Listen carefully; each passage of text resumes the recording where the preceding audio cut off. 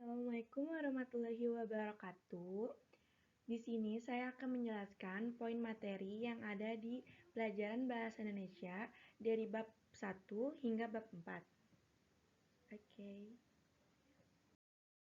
Sebelum lanjut ke materinya, perkenalkan nama saya Karin Subilaisyah dari kelas 10 IPSP asal sekolah SMA Negeri 5 Bogor.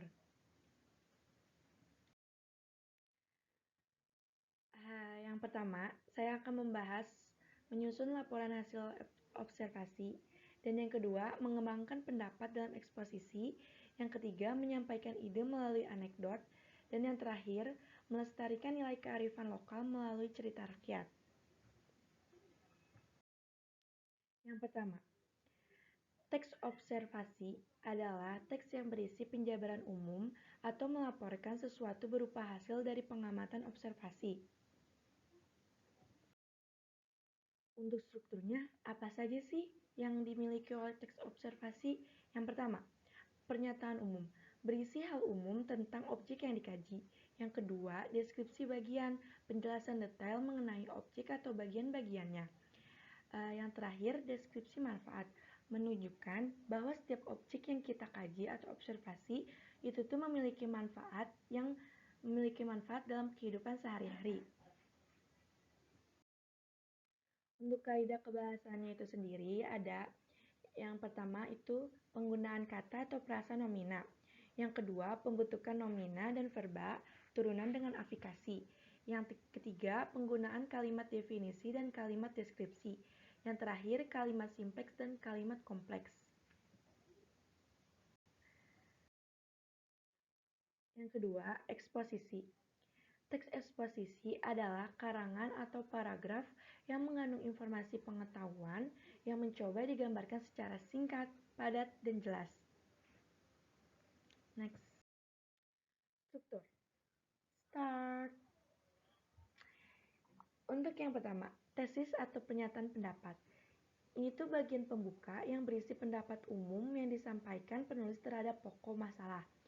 Yang kedua, argumentasi. Unsur penjelas untuk mendukung tesis yang disampaikan berisi fakta, alasan logis para ahli. Dan untuk yang terakhir, penegasan ulang atau rekomendasi. Untuk menegaskan pendapat awal serta menambah rekomendasi atau saran terhadap permasalahan yang diangkat.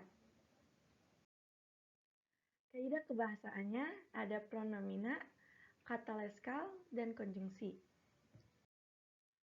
Yang ketiga, anekdot. Teks anekdot adalah cerita singkat atau lucu yang digunakan untuk menyampaikan kritik melalui sindiran lucu terhadap kejadian yang menyangkut banyak orang atau tokoh publik.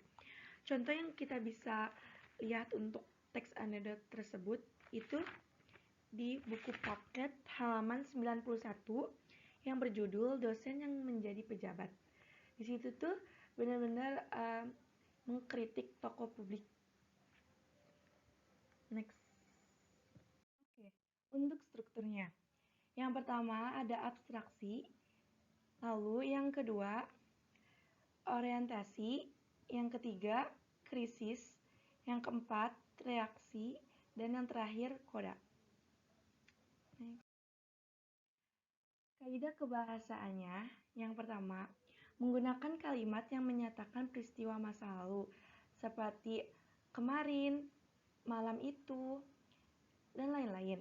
Yang kedua, menggunakan kalimat retoris.